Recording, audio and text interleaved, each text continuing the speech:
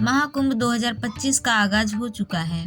ऐसे में करोड़ों श्रद्धालु महाकुंभ 2025 के संगम तट पर डुबकी लगाने के लिए आने वाले हैं, लेकिन बहुत से भक्त परेशान हैं क्योंकि रुकने की व्यवस्था नहीं हो पा रही है। टेंट सीमित है और बुकिंग फुल हो चुकी है, और जो बुकिंग है गवर्नमेंट की तरफ से जो टेंट बनाए गए हैं वो काफी महंगे हैं। ऐसे में बहुत से श्रद्धालु ऐसे हैं जो एक दिन में ही पूरा प्रयागराज घूमना चाहते हैं और त्रिवेणी संगम में स्नान भी करना चाहते हैं। तो आज के वीडियो में हम आपको बताने वाले हैं कि कैसे आप प्रयागराज 1 डे ट्रिप प्लान कर सकते हैं, कैसे आप प्रयागराज आ सकते हैं और प्रयागराज आने के बाद त्रिवेणी संगम में स्नान करने के बाद कौन कौन से टूरिस्ट प्लेस पर जाकर विजिट कर सकते हैं, पूरे दिन में आप कितना घूम पाएंगे और कौन सा तरीका सही रहेगा आपको पूरा प्रयागराज घूमने के लिए। तो वीडियो में आखिरी तक बने रहिए। वीडियो बहुत ही इंफॉर्मेटिव होने वाली है। अगर आप एक दिन में पूरा प्रयागराज घूमना चाहते हैं तो महाकुंभ का आरंभ लगभग हो चुका है, लेकिन मुख्य रूप से 13 जनवरी से महाकुंभ के पहले स्नान के साथ ही महाकुंभ की शुरुआत हो जाएगी।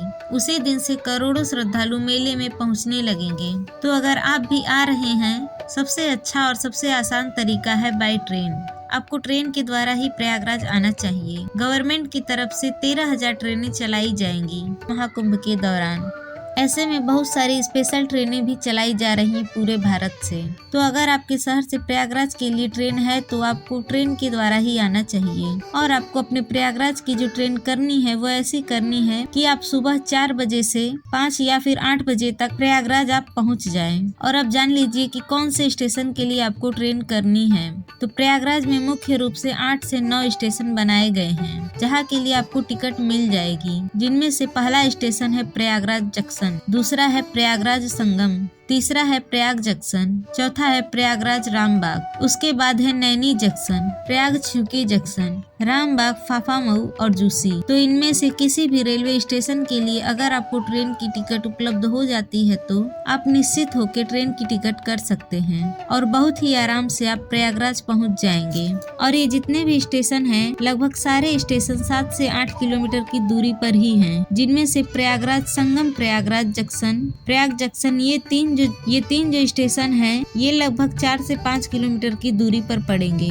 और जो प्रयागराज संगम रेलवे स्टेशन है ये सबसे नजदीक पड़ता है। लेकिन अगर आप स्नान वाले दिन आएंगे तो प्रयागराज संगम रेलवे स्टेशन स्नान के 2 दिन पहले से लेकर 2 दिन बाद तक बंद रखा जाएगा, क्योंकि प्रयागराज संगम रेलवे स्टेशन से त्रिवेणी संगम की दूरी मात्र 1.5 से 2 किलोमीटर की ही पड़ती है। इसीलिए शाही स्नान वाले दिन आपको आपकी ट्रेन जो है वो आपको प्रयागराज जंक्शन पे ही उतार देगी। तो आपको प्रयाग जंक्शन उतरने के बाद ही त्रिवेणी संगम तक जाना है, और इस दिन भी आपको प्रयाग जंक्शन से शायद पैदल ही त्रिवेणी घाट तक जाना पड़े, क्योंकि 5 किलोमीटर पहले तक पूरी तरह से ट्रैफिक रोक दिया जाएगा। अगर आप शाही स्नान वाले दिन आ रहे हैं तो हम आपको बता दें शाही स्नान की डेट कौन कौन सी है। तो महाकुंभ की शुरुआत पुष्य पूर्णिमा के पहले स्नान के साथ 13 जनवरी को हो जाएगी, और 14 जनवरी खिचड़ी वाले दिन शाही स्नान भी होगा। इसके बाद 29 जनवरी 2025 मौनी अमावस्या को स्नान पड़ेगा। फिर उसके बाद 3 फरवरी 2025 को बसंत पंचमी वाले दिन स्नान पड़ेगा। फिर 12 फरवरी 2025 को माघी पूर्णिमा पर स्नान रहेगा। फिर 26 फरवरी 2025 को महाशिवरात्रि वाले दिन आखिरी स्नान रहेगा। इस दिन से महाकुंभ समाप्त हो जाएगा। तो इन डेटों पे आपको बचना चाहिए और कोशिश करिए कि जो मौनी अमावस्या पड़ रही है उस दिन आप ना आए, क्योंकि मौनी अमावस्या सबसे बड़ा शाही स्नान होता है और इस दिन बहुत ज्यादा भीड़ आपको महाकुंभ में देखने को मिलेगी।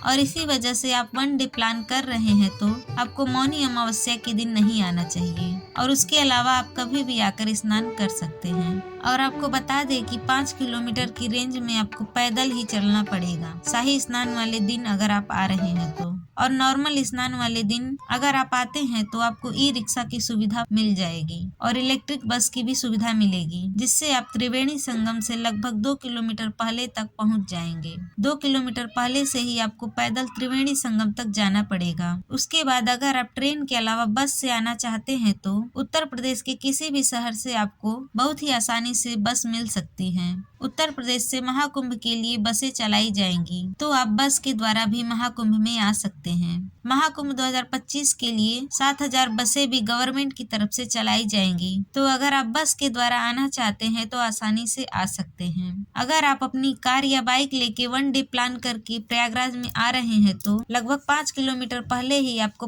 पार्किंग की जगह मिलेगी और आपको अपनी गाड़ी 5 किलोमीटर पहले ही पार्क करनी पड़ जाएगी और उसके बाद आपको पैदल चलना होगा या फिर आपको ई रिक्शे का सहारा लेना पड़ेगा। त्रिवेणी संगम में पहुंचने के बाद सबसे पहले आप त्रिवेणी संगम में स्नान करेंगे। त्रिवेणी संगम में स्नान करके पूजा पाठ करिए। आधे 1 घंटे में आपका स्नान बहुत ही आराम से हो जाएगा। उसके बाद आपको लेटे हुए हनुमान जी मंदिर में दर्शन करने के लिए जाना है, जो कि त्रिवेणी संगम के पास ही पड़ता है। त्रिवेणी संगम में स्नान करने के बाद सबसे पहले आप लेटे हुए हनुमान जी के दर्शन करिए। दर्शन करने में भीड़ बहुत ज्यादा होगी, फिर भी आपको आधे से 1 घंटे में बहुत ही आराम से दर्शन हो जाएगी। फिर भी आपको आधे से 1 घंटे में बहुत ही आराम से दर्शन हो जाएगा, क्योंकि बहुत ही सुचारू रूप से व्यवस्थाएं की जा रही हैं। गवर्नमेंट की तरफ से बहुत सारी सुविधाएं बनाई गई हैं। लेटे हुए हनुमान जी मंदिर के दर्शन होने के बाद थोड़ा सा आगे आप बढ़ेंगे तो आपको जाना है अक्षय वट में दर्शन करने के लिए। अक्षय वट अकबर के किले के अंदर बना हुआ बरगद का एक पेड़ है। कहते हैं कि वनवास के समय में प्रभु श्री राम यहीं पर जब संगम में स्नान किया था तो यहीं पर 3 रात विश्राम किए थे। इसी अक्षय वट के नीचे अकबर के किले के अंदर ही जाकर के आपको पातालपुरी मंदिर विजिट करना है और यहाँ पर भी एक बरगद का पेड़ है। अक्षय वट के दर्शन के बाद अब आपको अक्षय वट में दर्शन करने के बाद अब आपको जाना है आदि शंकर मंडप मंदिर में, जो कि लेटे हुए हनुमान मंदिर से पहले ही पड़ जाता है, तो यहाँ आकर भी आप विजिट कर सकते हैं। उसके बाद अगर आपके पास समय बचता है तो प्रयागराज में ही अलोपी देवी सिद्धि पीठ है, जो कि माता रानी के 51 सिद्ध पीठों में से एक है। यहाँ पर भी जाकर के आप दर्शन कर सकते हैं। उसके बाद आपको नागवासुकी टेम्पल के दर्शन करने के लिए गंगा किनारे जाना है। गंगा किनारे यह प्रसिद्ध मंदिर बना हुआ है, जो कि नागवासुकी से जुड़ा हुआ है, तो यहाँ तक जाके आपको दर्शन कर लेना है। नागवासुकी के दर्शन के बाद आपका 1 दिन का ट्रिप कंप्लीट हो जाएगा। तो ये थी जानकारी प्रयागराज 1 डे ट्रिप की। अगर वीडियो अच्छा लगा हो तो वीडियो को लाइक जरूर करें।